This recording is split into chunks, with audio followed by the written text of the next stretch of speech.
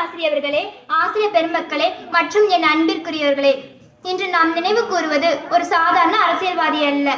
தன்னலமற்ற சேவையின் மறுபெயராக விளங்கிய மகத்தான தலைவர் கர்மவீரர் காமராஜர் அவர்களை பற்றியே.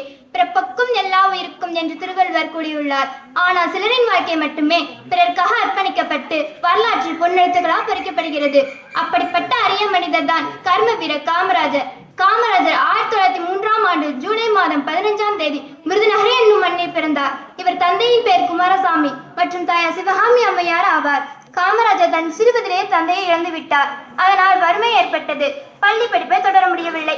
காமராஜர் 1954ஆம் ஆண்டு தமிழகத்தின் முதலமைச்சராக பொறுப்பேற்ற போது ஒவ்வொரு குழந்தையும் பள்ளிக்கு செல்ல வேண்டும் என்ற உயர்ந்த இலக்குடன் செயல்பட்டார். கிராமம் தோறும் பள்ளிகள் திறக்கப்பட்டன. ஏழை மாணவர்கள் கல்வி கற்க மதிய உணவு திட்டம் ஏற்படுத்தப்பட்டது. காமராஜர் 1975ஆம் ஆண்டு அக்டோபர் 2ஆம் தேதி அன்று உலகை விட்டு மறைந்தார். காமராஜர் 1976ஆம் ஆண்டு இந்திய அரசின் உயரிய விருதான பாரத ரத்னா விருது இவருக்கு வழங்கப்பட்டது. நண்பர்களே, நாம் காமராஜரை வெறும் பிறந்தநாளில் மட்டும் நினைவு கூறக்கூடாது. அவருடைய நேர்மை, எளிமை, சேவை மனப்பான்மை ஆகியவற்றை நம் வாழ்க்கையை பின்பற்ற வேண்டும். மாணவர்களாக நாம் நன்றாக படிக்க வேண்டும், பெற்றோர்களை மதிக்க வேண்டும், நாட்டிற்கு பயனுள்ள குடிமக்களாக வாழ வேண்டும் என்று கூறி விடைபெறுகிறேன். நன்றி, வணக்கம்.